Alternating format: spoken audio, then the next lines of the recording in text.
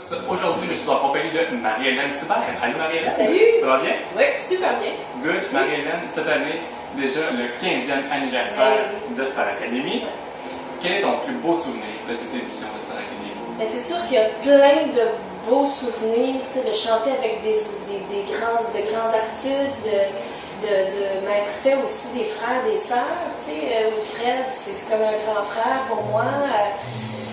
J'ai plein d'amis de confiance, tout ce qu'on a pu faire, mais je me souviens, à un moment donné, je ne sais pas si ça vous dit quelque chose, on avait eu un party à l'académie, là où on logeait, et dans ce party-là, ils nous avaient offert des cellulaires.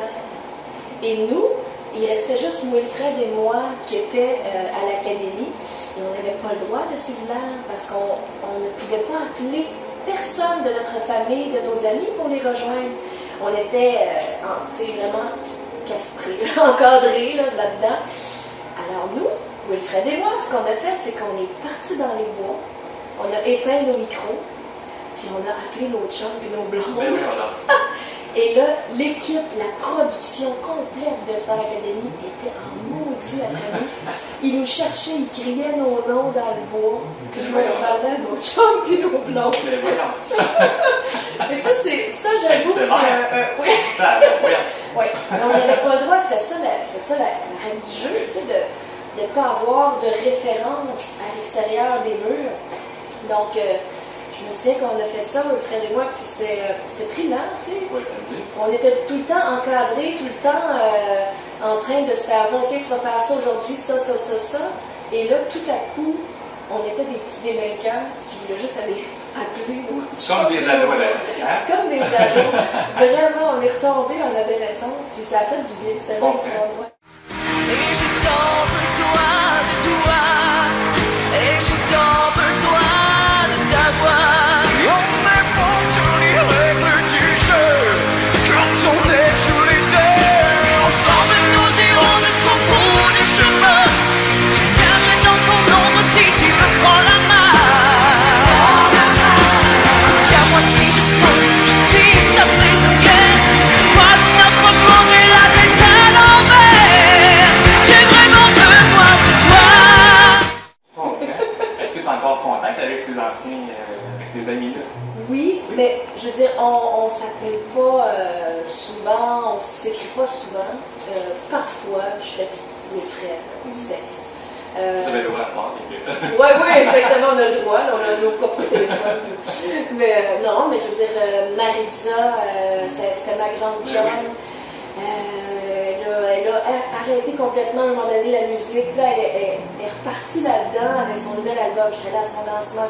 Tu sais, je laisse tomber personne, puis en même temps, on a chacun nos carrières, fait qu'on se voit pas souvent. Puis des fois, on se croise à Radio-Canada, à TVA, tu sais, partout où on va faire de la promo, on se croise souvent. Puis c'est juste le fun. On se rappelle des souvenirs, justement.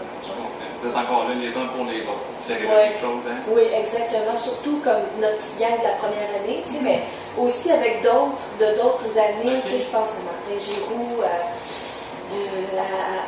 qui est Maxime Landry. Tu sais, je veux dire, je leur croise, puis c'est comme s'ils étaient dans mon année tellement que je concerne, tu sais, puis qu'on s'admire, puis qu'on se respecte. Beaucoup d'encouragement, on se supporte. Puis Marie-Hélène, 15 ans plus tard, de quoi tu es le plus fier des 15 dernières années? Bien, en fait, aujourd'hui, après 15 ans, ce que je te dirais, c'est que je suis fière d'être restée et d'avoir encore mon public, tu sais. Ce qui est pas facile. Maintenant, je le sais. Tu sais, avant, je faisais plein de shows, puis je m'en rendais compte, j'ai toujours été très heureuse que le public me suive, mais pour moi, c'était comme normal, parce que c'était ça depuis le début de ma carrière. Et là, plus je vieillis, plus je me rends compte comment je suis chanceuse d'être encore là, puis de faire mes propres spectacles et de remplir des salles, de remplir des festivals. C'est toujours une crainte aussi pour l'artiste, à un moment donné, de se dire, bon, ben, soit qu'ils m'ont oublié, ou soit qu'ils... il y en a d'autres qui sortent à la télévision, il y en a tellement plein de beaux talents au Québec, tu te dis, ben, à un moment donné, ça va être mon tour, je vais chuter, puis je vais...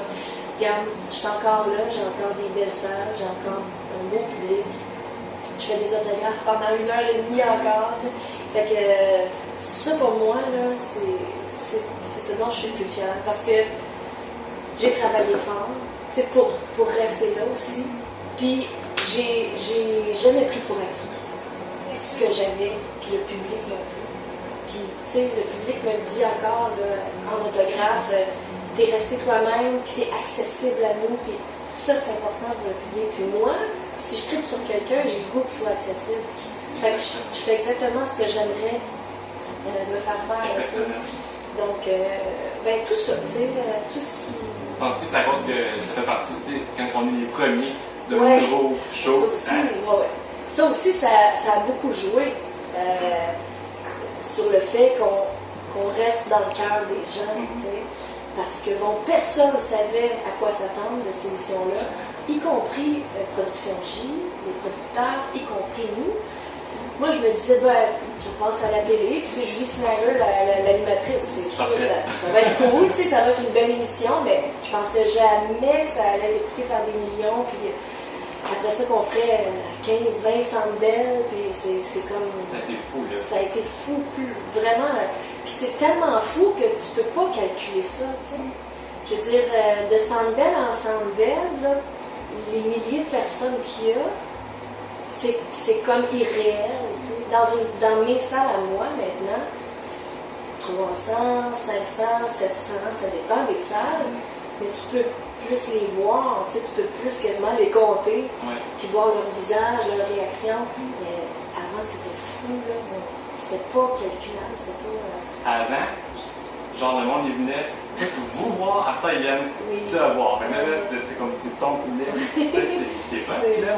Oui, je tripe, là.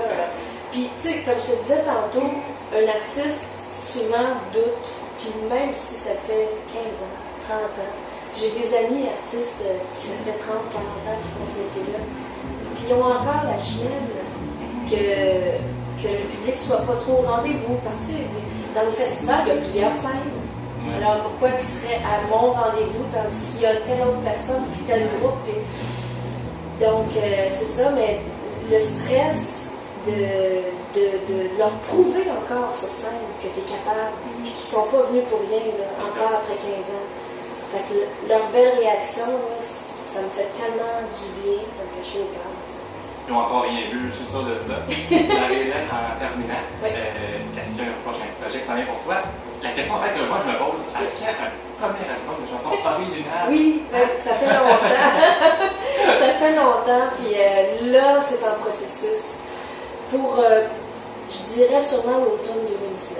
À l'automne, on sortirait sûrement l'album original. Je reprendrais Stéphane Venn pour écrire d'autres chansons. J'irai avec Marc Pérusse, le réalisateur. Là, on est tout en cheminement là-dedans. Là. Trouver la bonne compagnie de disques qui veut faire cet album-là. Parce que il y a une chose, c'est que les producteurs, et je les comprends quelque part, ne veulent plus faire d'album. Veulent des artistes pour faire des shows. Parce que c'est ça qui est un peu plus payant. Mais aujourd'hui, l'industrie du disque, ça ne fonctionne pas. Moi, je suis encore chanceuse parce que mon public, il achète encore. Il achète encore les albums physiques. Mais putain! Fait que moi, je suis encore dans les bonnes grâces, là, mais à un moment donné, ça va s'essouffler. Fait que peut-être que le prochain album de chansons originales va peut-être être mon dernier album. Mais ça veut pas dire, je dis pas que c'est ma carrière finie, tout ça, là. Mais ça va peut-être être mon dernier album physique. Parce qu'à un moment donné, ça va disparaître, le disque. Je veux dire, ça s'achète plus. Les gens achètent, ils achètent sur iTunes. C'est ça qui arrive. Ou bien ils ont ça gratuit avec leur téléphone, tu sais. Puis j'ai comprends les gens, là, je sais pas comment ça s'appelle, là, les Apple, Music Apple, tout ça, là, Spotify, tout ça, tu sais. J'ai comprends parce que quand même, 10$ par mois, puis t'as tout ce que tu veux, j'ai des fois, je suis tentée. Je suis tentée d'aller vers ça parce que là, je me dis, ben là, en plus, c'est mon métier, j'ai besoin d'apprendre plein de chansons. Mais tu sais, en même temps, sur les. Puis je résiste, mais. On n'a pas les paroles, on n'a pas les photos. Non, c'est hein? ouais, ouais. C'est sûr qu'il y a un avantage. Tu sais, il y a le look, il y a le. L'artiste peut signer aussi. Absolument. Quand tu vas voir un show d'artiste, il peut signer sur l'album, et puis l'artiste est tellement content de voir son album. Et non pas une fin de papier, tu sais, ouais. Il y a tu les visages qui changent. Moi, j'aime Oui. ça. Ça me fait Oui, c'est vrai. C'est cool, je trouve. Je trouve ça cool que les vinyles soient venus à moi aussi. Tout est mieux, non? C'est où ce pour ça? Je sais pas que si je vais en faire, mais qui sait, c'est ça. La Révèle, en terminant, c'est vrai, on finit l'entrevue. Un petit mot pour tes fans. Je te laisse la tête. Ben, ça fait 15 ans que je fais ce métier-là. Grâce à plein de monde du milieu artistique, bien sûr, mais principalement grâce à vous. Parce que dès le départ, vous m'avez choisi. Ou si vous ne l'avez pas fait, c'est pas grave, vous m'aimez quand même, je le sais. Puis vous êtes là encore après 15 ans, alors un gros merci. Puis n'hésitez pas, suivez-moi sur Facebook, sur Instagram. Voilà, c'est tout.